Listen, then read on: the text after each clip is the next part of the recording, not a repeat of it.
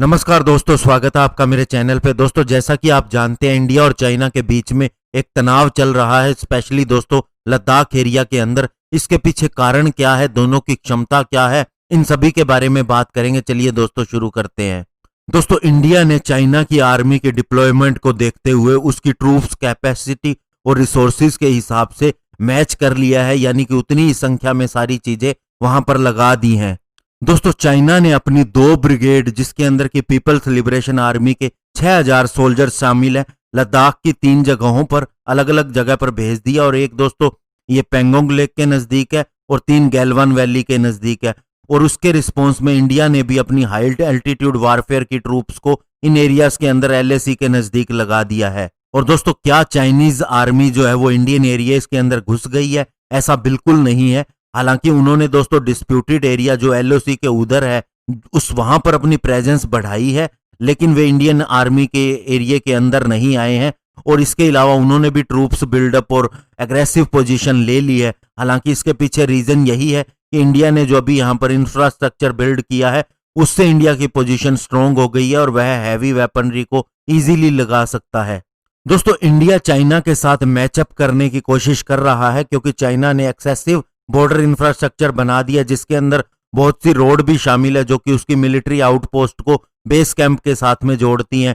वहीं दोस्तों, चाइना का जो एफर्ट रहा है लंबे समय से, अभी भी और पहले भी, वो ये है कि वह जो पेंगोंग और गैलवान लेक के नजदीक इंडियन प्रोजेक्ट है उसको रोका कैसे जा सके। और दोस्तों, अगर एक फैक्ट की माने तो 2002 के अंदर इंडिया और चाइना ने वेस्टर्न सेक्टर के अंदर जो मैप्स शेयर किए हैं उसके अंदर 12 एरियाज ऐसे हैं जो लाइन ऑफ एक्चुअल कंट्रोल के हिसाब से वे क्लेम नहीं करते हैं, और इसीलिए इन दोनों ने आपस में मैप भी एक्सचेंज नहीं किए हैं। और इंडियन मिलिट्री के रिकॉर्ड बताते हैं कि चाइना ने गलत तरीके से 33,000 स्क्वायर किलोमीटर वेस्टर्न सेक्टर के अंदर कब्जा कर रखा है, जबकि पब्लिक इंफॉर्मेशन यह 38,000 स्क्वायर किलोमीटर बताती है। और इसके अलावा पाकिस्तान ने भी इलीगली 5180 स्क्वायर किलोमीटर सक्षम वैली के अंदर चाइना को 1963 में दे दिया था। और दोस्तों, अभी लेटेस्ट डिस्प्यूट किस चीज पे है तो आपको बताना चाहूंगा। पहले तो यह स्टैंड ऑफ जो हुआ है यह पेंगोंग लेक के नजदीक हुआ है। और अगर इस लेक को डिटेल के अंदर देखें, स्पेशली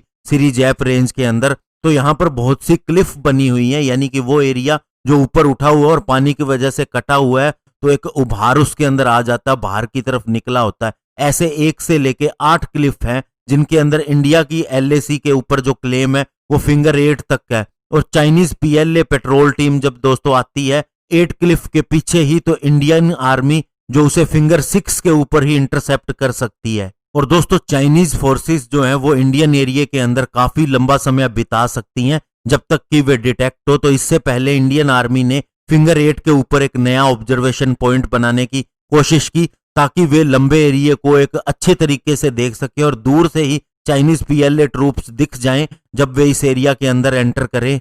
और इस बार दोस्तों PLA सोल्जर जो थे वो फिंगर 6 के ऊपर पहुंच गए और उन्होंने कोशिश की कि इंडिया का जो ये नया ऑब्जर्वेशन पोस्ट बनाया जा रहा है इसके काम को रोका जा सके। और इससे इन दोनों के बीच में एक तनाव पैदा हो गया और एक डिस्प्यूट पैदा हो गया 5 और 6 मई की रात को। और इन दोनों के बीच में झगड़ा भी हुआ, लेकिन बहुत ज्यादा इसके अंदर फ्लेयर अप नहीं हुआ, क्योंकि दोनों ही प्रोटोकॉल से बंधे हुए थे।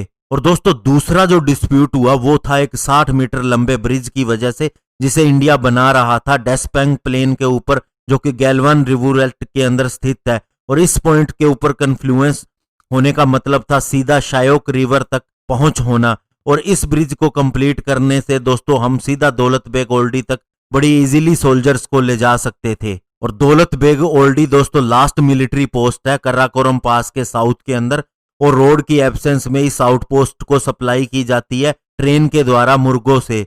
और दोस्तों, PLA ने वहां पर अपनी साइड के अंदर अपनी पोजीशन को स्ट्रॉन्ग करना शुरू कर दिया, स्पेशली पेट्रोलिंग पॉइंट 14, 15 और 17 के ऊपर। ये वो लोकेशन है जो 6 किलोमीटर ईस्ट के अंदर स्थित है। और चाइनीज सोल्जर ने इंडियन टेरिटरी के अंदर क्रॉस नहीं किया, लेकिन अपने पोस्चर को और ज्यादा मजबूत कर लिया। और दोस्तों, क्या ये स्टैंड ऑफ जो है वो 2013 के जैसा ही है? तो आपको ये बता दें कि ये बिल्कुल वैसा नहीं है। उसके अंदर दोनों सोल्जर आमने सामने थे 2013 के अंदर, लेकिन इस बार जो स्पेशली ये फेस ऑफ हुआ लद्दाख के डेप्सांग प्लेन्स के अंदर, इसका मुख्य लक्ष्य ये है कि इंडियन साइड को जो रोड बिल्ड कर रही है उससे रोकना, और इसके अलावा हिमाचल प्रदेश के चुमार के अंदर जो एक पोस्ट बनाई जा रही है ऑब्जर्वेशन के लिए, उसे भी रोकना। और दोस्तों, क्या दोनों कंट्रीज इस एफर्ट को कर रही हैं कि दोनों के बीच में स्टैंड ऑफ का एंड हो? तो आपको बता दें, इंडिया ने चाइनीज की जो ये हठ धर्मिता या चाइना ने दिखाई है, तो इसके अगेंस्ट में इंडिया ने भी रीइंफोर्समेंट भेजी है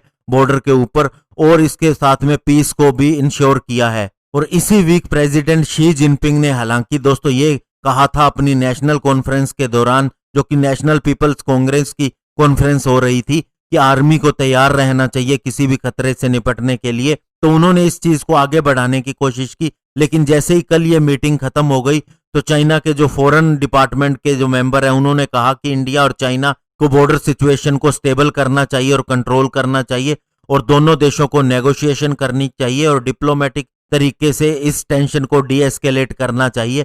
यानी अब चाइना थोड़ा सा ठंडा भी पड़ गया, तो ये उसकी जस्ट एक कोशिश है दोस्तों तनाव बनाने की। इसके पीछे उनके अंदर का डिस्प्यूट भी रीजन हो सकता है, और दूसरा जो चाइना के ऊपर इस समय पूरी दुनिया की निगाह लगी हुई है और उसके बिजनेसेस खत्म होते जा रहे हैं, क्योंकि दोस्तों अब चाइना से लोग इतना वो बिजनेस नहीं कर पा रहे हैं, कुछ पेंडेमिक की वजह से, कुछ इसका रीजन चाइना को मानने के कारण भी ये है। तो इसी वजह से दोस्तों ध्यान हटाने के लिए भी चाइना की ये कोशिश है। धन्यवाद, जय हिंद।